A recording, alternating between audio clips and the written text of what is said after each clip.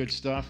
When that said, Dabo Swinney joins us. Coach, good seeing you again. Man, October's over with. Hard to believe. I know you got practice this week, trying to get everybody healthy, and you've always said, man, November is when it is go time. But it is interesting what a difference a year makes, isn't it? I mean, this time last year, you're looking for some answers, and your team responded. This year, you've gotten off to a really good start, but once again, November's the key to the whole deal. Yeah, no question. I mean, we had a great November last year and really, salvaged our year. We had a great finish all the way through the bowl game, and I think that really propelled us into our off season and having a great year this year. But it's like I told them yesterday, nobody cares what you did in September and October once it turns November 1st. It's about what you do right now, and now we've put ourselves in position. So I'm really proud of them for the work they've put in and being in the position that we're in right now. But hey, we got to stay the course, and it's hard. So we got an open date this week. We got a lot of work to do on ourselves from a self-scout standpoint, getting guys healthy, but also getting some work on Louisville. But the air gets thinner. The margin for error gets smaller. A lot of people got tape on you, things like that. So we've got to continue to improve. There's still a lot more we can do better. I mean, we're not executing with the type of precision that we need in all three phases to get where they say they want to go. And so it's my job to really, teach and challenge and create that discipline and urgency in practice. But hey, proud of them. We're where we want to be, but we got more work to do. Starting this week, having a great week this week, and then next week at home versus a really salty and talented Louisville team with one of the best quarterbacks in the country. I know you're keeping everything in perspective quite literally with the end goal over your shoulder there. We love this angle, Coach. We love this angle for the Zoom. We've been talking a ton about the growth of Cade Klubnik, and rightfully so. He's been great this season. It's been fun to watch him really mature into who he is. But calling the plays, and Garrett Riley, it's year 2 for him as well. I would love to hear from you how you've watched him really come into his own at Clemson this season with this offense. Well, it's been great. First of all, Garrett's coming in here last year, and he doesn't know anybody, and so just the chemistry with our staff. I mean, it's just a really, really good group. It's a close group. All those guys are friends, and they collaborate really well. And then obviously Matt Luke coming in, our one new addition this year. What a great job he's done for us. I mean, he really has. He's brought some good additions in the run game. He's really helped that group, grow with their confidence and just they're a very connected unit up front. But just year two at Clemson, year 2 in this offense, and then year 2 with your quarterback. That was a first-year starter last year. That had a lot of room for growth. So it's been really good, and we miscued on some things in our opener. The offensive guys were really disappointed because we didn't do some things that that were there, some routine things. But I tell you, they really have played physical all year. We've been able to run the football efficiently all year. We've created a lot of balance. And then just, the experience has shown. Guys have really stepped up for us at all the playmaker positions, tight ends, running backs, receivers. But it all starts with Cade Klubnik, man. He's taken a huge step forward this year in year 2. It's the ultimate team game, and I'm preaching to the choir here, I'm talking to a Hall of Famer. Your quarterback's playing better. Your wide receivers are, for the most part, relatively healthy, even though a couple guys have been nicked up. But you just mentioned Coach Luke and that offensive line coach. And again, it all goes hand in hand here, right? But that offensive line, to me, just the eye test, looks so much better, more physical. You mentioned the connection. And it does start up front. I mean, it's great to talk about the quarterbacks, and Phil Maffa's really talented, and your wideouts are really good and all that good stuff, and Cade's doing his thing. But, man, that offensive line, they've been hitting people. They've been putting people in the dirt, and it just looks different this year with your offensive group. Yeah. Well, they're a group that's had an edge to them, a little bit of a chip on their shoulder. But they're also a much more experienced group. Blake Miller is now a 3-year starter. Last year, Tristan Lee was a first-year starter. And just like our quarterback has taken the next step, Tristan Lee's taken the next step. We didn't have Walker Parks last year. Now Walker Parks is back. Harris Sewell was a true freshman last year. Now he's an experienced sophomore. Marcus Tate was out a good bit last year with injury. He's a 4th-year starter for us. So it's a very experienced group that's got a little chip on their shoulder. And then Coach Luke has come in and, like I said, just really created that unity with those guys, that connectivity, and has instilled a ton of confidence. I mean, they're playing with a lot of confidence, a lot of physicality, as you said, and just having a lot of fun. And then, offensive linemen, their joy comes when them chains move, when big plays happen. And when they got a guy like Maffa behind them that's running the ball the way he is, with the intensity, the physicality, bad intentions, you can't help but play a little harder. And then the way our quarterback is delivering and guys are making plays downfield, man, everybody's straining a little bit more. And but I'm proud of them. I mean, and then Ryan Linthicum, he's a 4th-year guy, but he's a 1st-year starter at center for us. And Matt played center. That's his background, and he's done an awesome job in getting Ryan up to speed for us. He might be the MVP of that group up front, because that was the one spot that we had a question mark with, and man, has he answered that question for us. We have an offensive lineman employed here at ACC Network, used to play at Clemson, who's a really big fan of what this current O-line is doing for you guys this season. I want to talk to you about Antonio Williams, because Ross Taylor, I know he's in the room there somewhere, your great SID, this weekend tweeted out a great stat. Antonio Williams became the first Clemson non-QB to record a pass completion in consecutive games since 2002, when a receiver named Tony Elliott did it. And it just so happened to be against Tony Elliott this weekend. First things first, Coach, did you know that stat before the game? And second of all, on Antonio, just how vital he's been healthy to the resurgence of this offense and its success. No, I did not know that stat until after the game, and that's one of those things you just can't make it up. In fact, I called Tony after the game just to say, can you believe that? It's just crazy. But I don't know that he was real happy about it, but, still a cool stat. Antonio is a difference maker for us. I mean, he was a great freshman, and, his season was done by game 3 last year. And that was tough on Cade, because here's a guy you've spent all summer throwing to, and he and Cole Turner were both done by game 3. So getting him back, he's just had a great offseason. He is a dynamic player. He's thrown a pass for a touchdown. He's rushed for a touchdown. He's caught touchdown passes, and all we got one more area, and we need him to return one for a touchdown. So hopefully that's coming soon.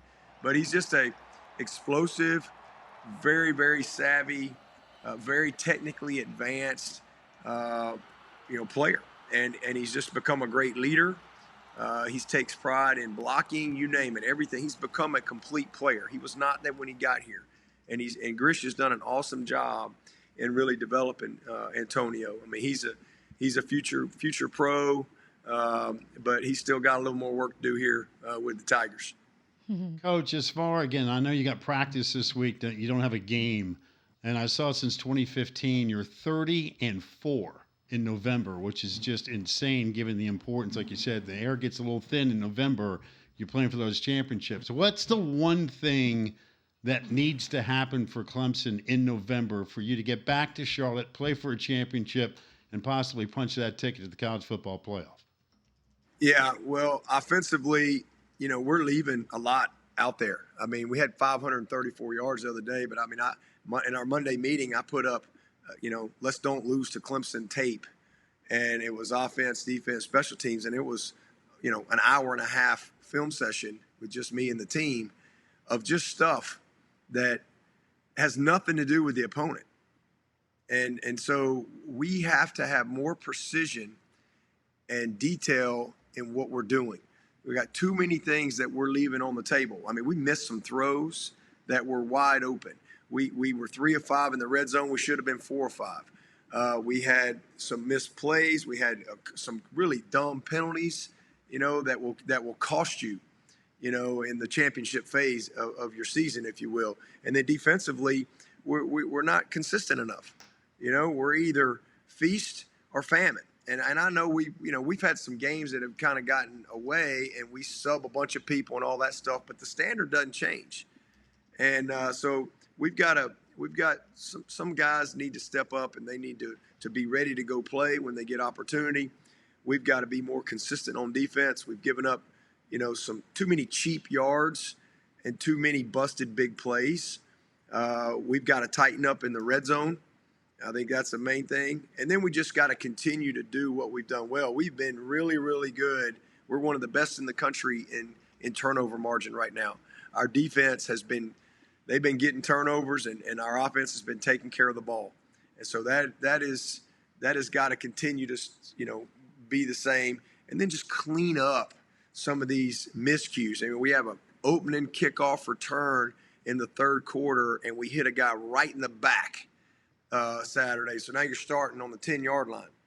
Those are the type of things, plays within a game that you totally control. You got to control the controllables better than what we've done in the past couple games. So, that's my main focus, is really just trying to improve, our precision in what we do, our discipline in what we do, and then continue to build on the good things that have been there, and then just get some guys back healthy.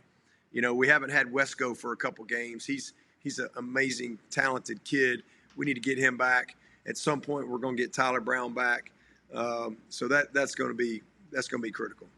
Yeah, both of those guys are so fun to watch. Coach, outside of football, what does a bye week look like? Give us some fun things or some family things that you'll be up to, maybe in football incorporated, because I know it never leaves you, but that are off the field. Well, I mean, typically for an open date, we'll go 4 days, and that's no different this week. We'll get meetings and practice, and then we give everybody off Friday, Saturday, Sunday. And normally for me, there's in years past, I always had something going on with a kid, but now we're empty nesters now. So I just spend my time watching football and just try to relax a little bit. That's really about it. Spend time with Kath. She'll have a list of stuff for me to do, I'm sure. And just enjoy some time with her, catch up on some stuff, and then plan ahead for what's coming. I'll watch the Louisville game, next week's opponent, but I'll also watch our future opponents to try to get a little early scout report on some of them as well. But yeah, just watch football. That's it. I figured out how to work this YouTube TV thing, and so I'll have my iPad with the 4 screen. I'll have my phone. I'll have the TV. I'll just be watching ball. Thursday night, Friday night, Saturday night, I'll be watching ball and just enjoying some time with Kath. Listen, empty and nester. My two dogs. Can't forget the dogs. You're living my life, Coach. Empty nester, and you got 4 TV screens going on. You're trying to keep up with all these games at once. And welcome to my world. It's not too bad, by the way. But by the way, yeah. I do want to switch gears on you just real quickly. I know your time's valuable, and I don't want to waste it. But I don't hear a whole lot of portal talk anymore, which is good. But I went back and I listened the other day to an interview I had with you and Tony Bennett. And it was from the old ACC spring meetings in 2019. It was on the old Sirius XM show. And both of you were the defending national champions. And it was fascinating for us to shut up. Wes and I were doing it. To shut up and let you and Tony talk. And it wasn't even necessarily about winning a championship. It was kind of about life. And given the fact that Tony Bennett retired at the age of 55 last week and basically said, what's changing landscape, I just didn't feel like the principles that I have set in place made sense with where we are today. And, of course, you've been in the middle of all kinds of stuff, the transfer portal and stuff, and you're continuing to rock and roll. I'm curious your thoughts on, number one, Tony Bennett's retirement, and number two, where we are in college football and really college sports for that matter, because so much has changed since that really fascinating conversation back in 2019. Yeah, Tony Bennett, one of the great people in collegiate sports for sure. Got to know him a little bit, just through ACC connection and meetings, and I mean, just truly one of the great coaches and just good people. About the right things, and loves to coach and teach, loves his players, and great educator. But I mean, it has definitely been a crazy time for everybody. I think we're probably on the back 25% of crazy. There's still more to come and things we got to sort out, but I think we're through the biggest portion of it. There's some real challenges for sure, but honestly, I just don't get distracted by, like I said, I mean, things that I don't control. I truly wake up every day and focus on what's best for Clemson and what's best for these kids on this team, what's best for our locker room, what's best for our staff. And we make decisions based on that. And, that's really it. Nothing has changed for us. I don't think there's ever been a better time to be a leader. And I take a lot of pride in how we do things here at Clemson. We've got great young men that come from all over the country to be a part of our program, and it's really special. It's special to me. And these kids care about the place. I think we were second and third in retention this past year, fewest guys that leave. We have guys that will leave here or there too, but most of the kids that leave Clemson are either graduates or they're just, want to play more somewhere. That we've the highest graduation rate in the country. Been incredibly consistent. We're still purpose driven, even though there's all kinds of new elements to college football. Our purpose hasn't changed at all. And, every single day, that's what I do. I wake up and I try to fulfill the purpose and the promises that we've set forth in this program to build great men, to educate them, to make sure they have a good experience and to win a championship. And, the results of our past 16 years reflect that purpose. So it really hasn't changed for us. But, it's been a fun challenge. And, again, we do what's best for Clemson. And what's best for Clemson, these are real-time things that you make decisions on year in and year out based on where you are, what's your roster, who's coming back, who are you recruiting, all these type of things. There's a lot that goes into it, but we've got a great foundation. We have just an amazing place to come to work every day. And I'm thankful for the people and thankful for the young men that I get to do life with each and every day.